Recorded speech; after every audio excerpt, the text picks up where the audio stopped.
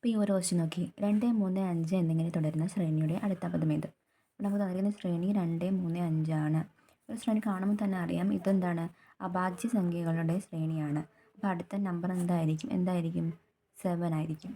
Okay, ഈ ഒരു question നോക്കി, ചതുർഭുജം ഈസ് ടു 1 ഈസ് ടു ഷഡ്ഭുജം ഈസ് ടു ഡാഷ്. അപ്പം ചതുർഭുജത്തിൻ്റെ ജോഡിയായിട്ട് 1 കൊടുത്തിട്ടുണ്ട്. അങ്ങനെയെങ്കിൽ ഷഡ്ഭുജത്തിൻ്റെ അവിടെ എന്തായിരിക്കും നമ്പർ വരുന്നതാണ് നമുക്ക് ചോദിച്ചിരിക്കുന്നത്. അപ്പോൾ നമ്മൾ കണക്ഷൻ നോക്കും, അതായത് ആ ബന്ധം നോക്കുവാണെങ്കിൽ ചതുർഭുജം എന്ന് പറഞ്ഞാൽ എത്ര സൈഡുണ്ട്? 4 സൈഡുണ്ട്. ഈസ് ടു 1 ആണ് വന്നിരിക്കുന്നത്. അപ്പോൾ ഇത് തമ്മിലുള്ള ഡിഫറൻസ് നമ്മൾ നോക്കുവാണെങ്കിൽ, ഈ രണ്ട് നമ്പർ തമ്മിലുള്ള ഡിഫറൻസ് നോക്കുവാണെങ്കിൽ 3 ആണ്. അപ്പോൾ ഷഡ്ഭുജം എന്ന് പറയുന്നത് 6 സൈഡാണുള്ളത്.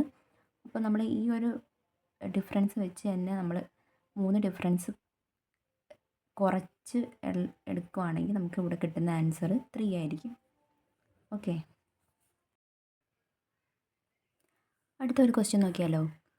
Mode x-1 is equal to mode x-3 ആയാൽ എക്സെട്ര. നമുക്കിങ്ങനെ ഒരു ഇക്വേഷൻ ഫോം തന്നിട്ടുണ്ട് മോഡുലസിൽ. അതിൽ എക്സിൻ്റെ വാല്യൂ എത്രയാണെന്നാണ് ചോദിച്ചിരിക്കുന്നത്. നമുക്ക് ഓപ്ഷൻ 4 ഓപ്ഷനും തന്നിട്ടുണ്ട്.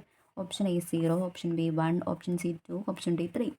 അപ്പോൾ നമുക്ക് ഇതിനുള്ള ആൻസർ നമുക്ക് ഈ ഓപ്ഷനിൽ നിന്ന് തന്നെ നമുക്ക് കണ്ടുപിടിക്കാം. കാരണം നമുക്ക് ഓപ്ഷൻ A ആണെങ്കിൽ ഈ മോഡുലസ് വാല്യൂ നമുക്ക് നോക്കാം. x-1 equal to mode x-3. ഇതാണ് നമുക്ക് ക്വസ്റ്റ്യൻ തന്നിരിക്കുന്നത്. നമുക്ക് ഓപ്ഷൻ A ആണ് 0 വരുന്നതെങ്കിൽ നമ്മൾ 0 ഇവിടെ ഇട്ട് കൊടുത്താൽ 0 - 1 ഈസ് ഈക്വൽ ടു 0 - 3, അതായത് -1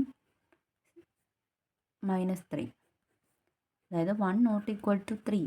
അപ്പോൾ ഓപ്ഷൻ A എന്തായാലും വരില്ല. ഓക്കെ, ഇത് ഓപ്ഷൻ B നോക്കാം. 1 - 1 ഈക്വൽ ടു മോഡ് 1 - 3. ഇവിടെയും നോട്ട് ഈക്വൽ ടു ആണ് വരുന്നത്. പിന്നെ അടുത്ത നമുക്ക് ഓപ്ഷൻ C നോക്കാം. ഓപ്ഷൻ C നോക്കുവാണെങ്കിൽ 2 - 1 മോഡ് 2 - 1 ഈക്വൽ ടു മോഡ് 2 - 3. ഇവിടെ എന്ന് പറയുന്നത് ഈക്വലായിട്ട് നമുക്ക് 1 = 1 കിട്ടുന്നുണ്ട്. അപ്പോൾ നമുക്ക് ഇതിൻ്റെ ആൻസർ ഓപ്ഷൻ C 2 ആണ് നമുക്ക് മനസ്സിലാക്കാം. ഓക്കെ,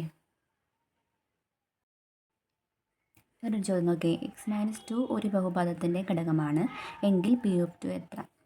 x-2 ഒരു ബഹുപദത്തിൻ്റെ ഘടകമാണെന്ന് പറഞ്ഞതുകൊണ്ട് തന്നെ നമുക്ക് P(x) എന്ന് പറയുന്നത് x-2 എന്ന് എഴുതാം. നമുക്ക് കാണേണ്ടത് P(2) ആണ്. ഈ എക്സിന് പകരം 2 ഇട്ട് കൊടുത്താൽ മതി. അപ്പോൾ നമുക്ക് 0 എന്ന് ആൻസർ കിട്ടും.